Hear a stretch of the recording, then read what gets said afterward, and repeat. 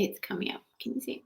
Hey guys, welcome back. I finally got Wayne Williams, the operational manager at the Bend. Welcome, Wayne. Thanks, Belinda. How are you?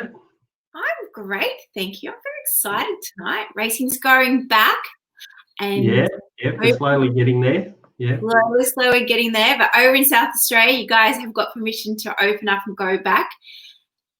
Well, we were very lucky. We were probably one of the lucky ones. We didn't quite get shut down. We went down to a maximum of 10 participants, which included pit crews. So some days when we had a race team here, which we only had a couple here in South Australia, they'd turn up with 3 or 4 pit crews. So we only had 2 or 3 cars on the track.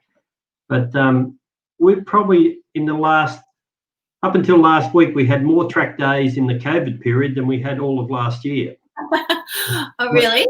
Although not with many people there. So, but yeah, we were very lucky to keep just moseying on through. Our sister track out at Mullala, we had to close that down. We just couldn't make it work out there. And then as of Friday this week, we're allowed 3 groups of 10 to participate. So we're actually been a lot luckier than the rest of Australia. Fantastic. So you didn't have to lock down at all? No. Oh, how come? Well, because they went in groups of 10 over here. They always put it down to groups of 10. They didn't go down to groups of 2, like the eastern states. And we were able to convince the government that we could run small groups of 10. So our go-karts and our track got through on small groups of 10. How exciting. How lucky.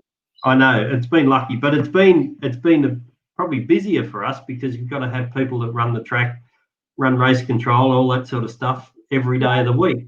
So, of course. So the expenses versus the income hasn't quite matched, or? No, definitely not. No, we took a fair hit. There's a lot of major events. We lost the Asian Road Race Series that would have been due. That was 2 weeks ago. We would have had that on, which is quite a big international event for us. And then a Shannon's round and a AMRS round. So we've actually taken a fair hit on a lot of stuff. Yeah, and have you heard through the grapevine if those events are going to be rescheduled? Definitely not Asia Road Race because that's international travel. So it was just postponed this year. This was the last year of our 3-year contract, so I'm not sure whether we go into next year or not, but we're waiting the powers that be, whether they go forward with that. Shannon's will reschedule. AMRS we're trying to reschedule. So, yeah, it looks good going forward, but for us, a lot of those rely on interstate travels. So even though the track opens up, we're not sure whether the borders are going to open up yet. Hopefully soon. We're all itching to get back to racing. Oh, absolutely. Yeah. Even if it's not racing, we do a lot of hot laps here, which I do, so I can't wait to start them again. Okay. Do that. Like when does those kind of services start again? Well, at the moment through Motorsport Australia, we're not allowed to have passengers or instructors in a car. So once they permit that, which I believe will probably be on that next announcement on the 8th of June, then we'll start getting into that after that announcement. But yeah, we're just sort of got our hands tied at the moment, just waiting for things to change. Yeah, everybody's the same. And so do you have any definite race meetings booked in? So you're saying basically from the 1st of July, you're all right? Or again, you're just waiting to be governed? No, we're as I say, just about every one of our events here rely on interstate travel. So we'll definitely have the state rounds. Obviously, supercars have announced they'll come here. We're not sure how they'll come here yet, whether it's with support categories, with a crowd, do we get camping, or is it just basically supercars will do their stuff over 2 days and that'll be it. They haven't confirmed whether it's an enduro or a sprint round. So again, it's just wait and see. The Shannons have rescheduled for October, so they're pretty certain that they're going to have interstate travel by then. AMRS are going a bit earlier than that. They're going to be in mid-July. So again, we're hoping that everything changes, that we get interstate travel allowed. Yes, everybody's hoping for that soon. Yeah. Have you had to amend any of the pits for COVID-19?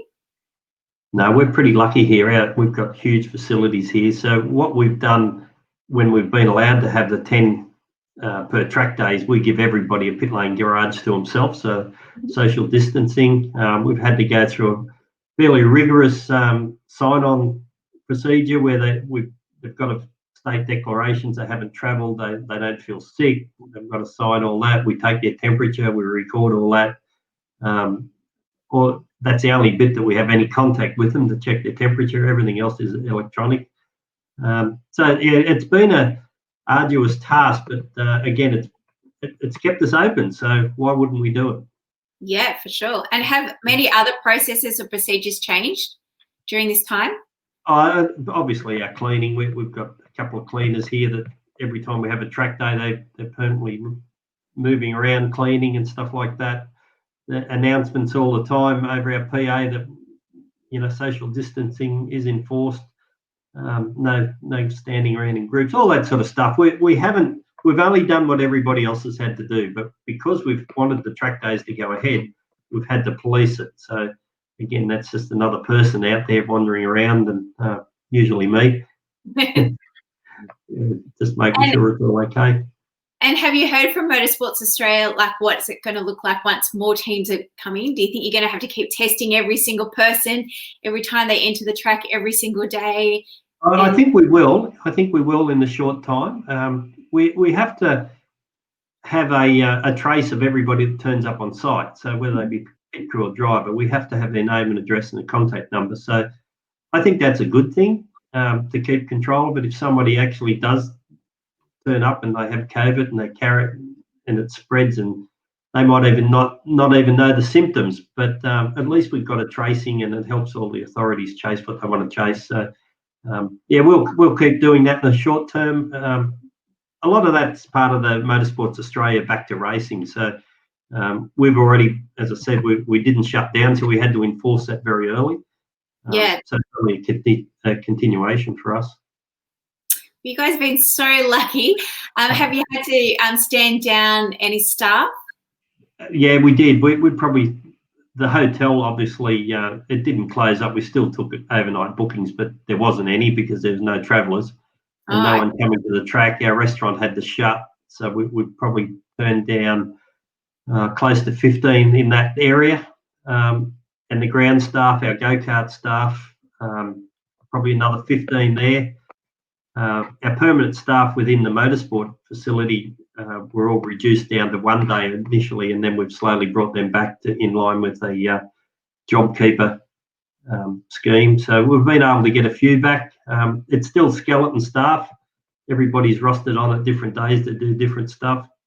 But we've had meetings today to bring us out of the doldrums, so to speak, and how the next stage of what we're allowed to do with the hot laps and the driver experience programs, and our days now that can have more participants, and lift it to 20 in the next 2 weeks, we're hoping. So we've got to be prepared for all that, which means we've got to get a few of those key staff back here to make that happen. And for those who haven't been to the Bend before, how do they go about booking having the hot days, or having all our bookings are online. We don't do anything at the track.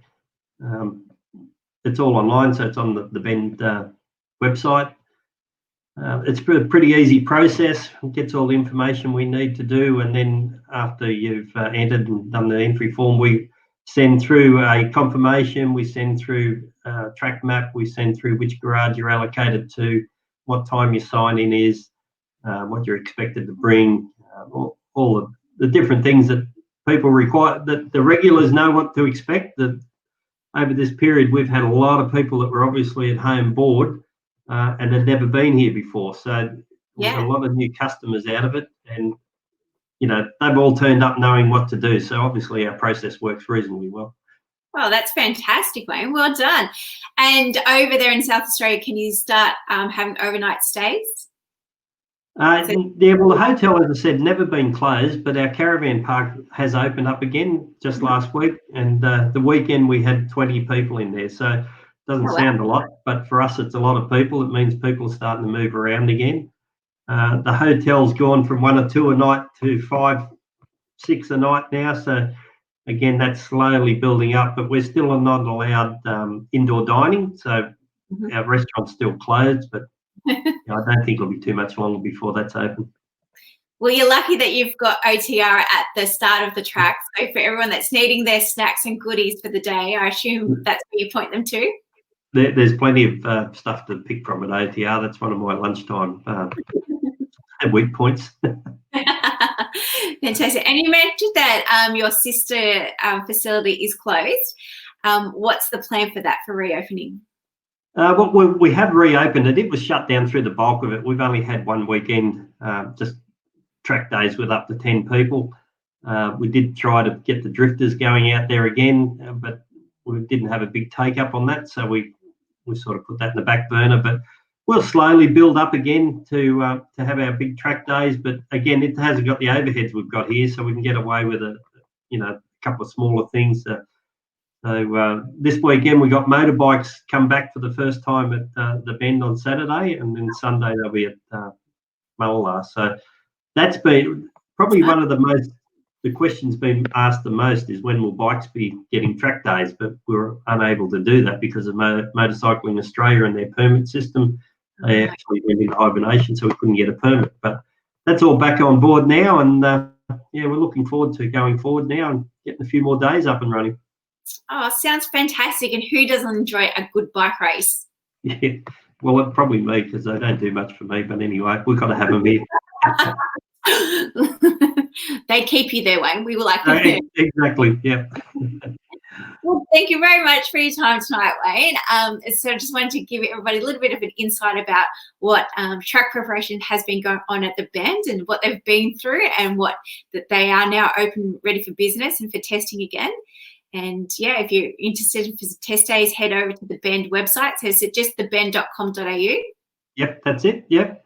I'll put it up on my little notes here. There. And.com. I've got this new system. I can't write and type and do everything at once. Anyway, thanks very much. See, we'll bring it up there. There we go. Now it's on there. For your time tonight, Wayne, I do appreciate it. That's all right. Yeah, I can't wait. Hopefully, I'll probably see you in July, maybe with AMRS or the Formula Fords. Yes, and hopefully, if not with ARG when they come, well, Shenandoah Nationals in mid-October. That's it. Yep, fantastic. Thank you very much for your time, Thanks, Wayne. Belinda. Thank you. Bye. Bye.